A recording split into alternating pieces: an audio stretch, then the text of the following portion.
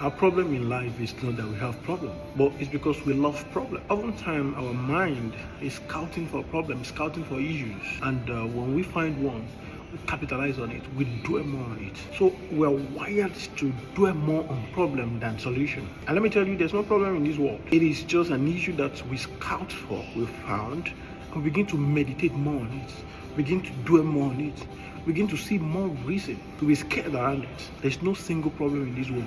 So the problem is that we love problem more than solution. We dwell more on problem than solution. Because if we can dwell more on solution, our life will be more peaceful than this. And most of us are not living now. We live the next hour. We live the next 2 hours, we live the next day. And so our mind, we are here, but our mind is there. So we are not living now. And the more we live the other hour, the next minute, the next week, the next year, the more we find a problem.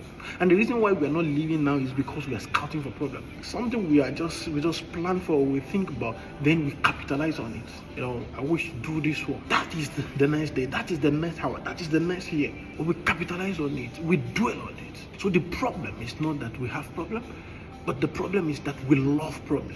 We love problem more than solution. And that is how majority of us are wired. Don't think we rewire it. We have to rewire it. Let me tell you, the reason why I talk so much around worldview, change your worldview, is that we are wired in a particular way. That's the structure of the world. We are wired in a particular way, and until we rewire ourselves, the problem will persist. The problem will persist. And another thing is that we do not love execution. We do not love execution. When we identify something, we just love to keep dwelling on it, meditating on it, when we're supposed to move to execution. And it is not about what we know, it's about the level of execution that we run. It's about how we execute all our ideas. It is not about, in these days and age, it is not about lack of information anymore. It is not the lack of knowledge anymore, because it is out there. It is in your hand. It is everywhere. Information is everywhere now. It used to be sacred. It used to be something that people travel to seek. That is where we used to have institution of learning. That is where we used to have universities, higher education, because people have to travel. People have to seek for knowledge. But now it's right there in your hand.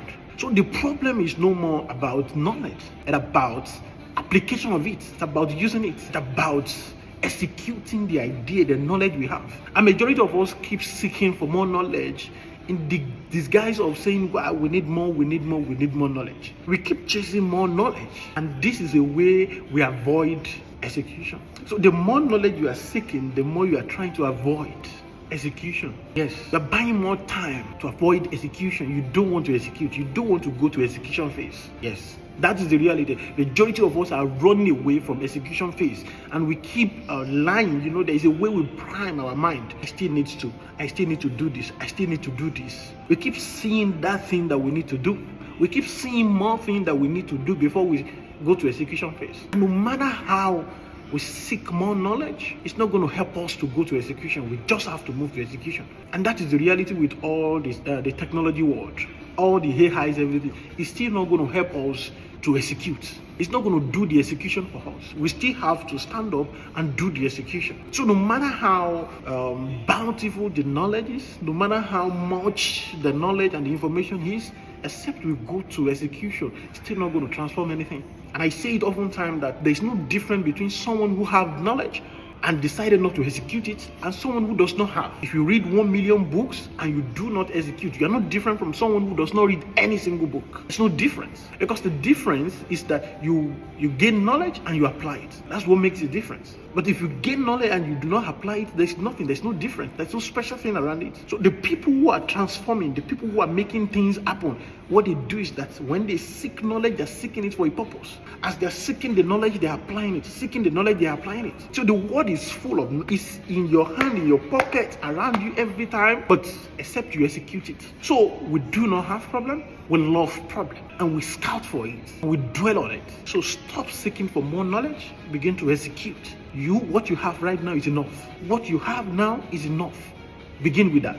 And at any point when you need any other knowledge, you seek it and you go for application. You seek it and you go for an application. Until you begin to execute, you are not different from those people who are not seeking knowledge. Let your knowledge move to execution. Transform your knowledge to execution. What wisdom? Wisdom is all about application of knowledge. And until you are applying your knowledge, you cannot be tagged wise. It is when people begin to see your execution, then they can say, yes, this is a wise man, he's an intelligent man. This is a serious man. Because nobody sees the knowledge that you have acquired. Nobody sees it. All of us are passing, we are meeting ourselves. It is not written. It will not be seen. And recently I talked about the age we are, the digital age.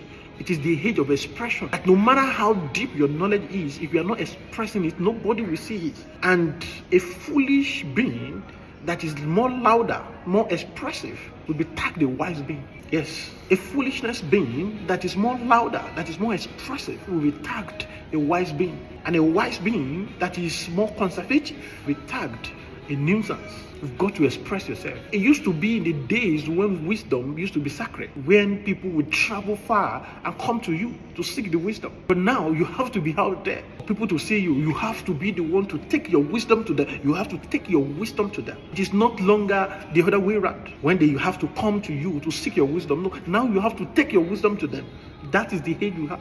That is the digital age. And let me tell you, if you are running against the tide, it will consume you. If you still want to live in your days, in those days when they have to come to you, you'll be consumed. Every century, every age comes with their own code. And the code for now is expression, is to push yourself.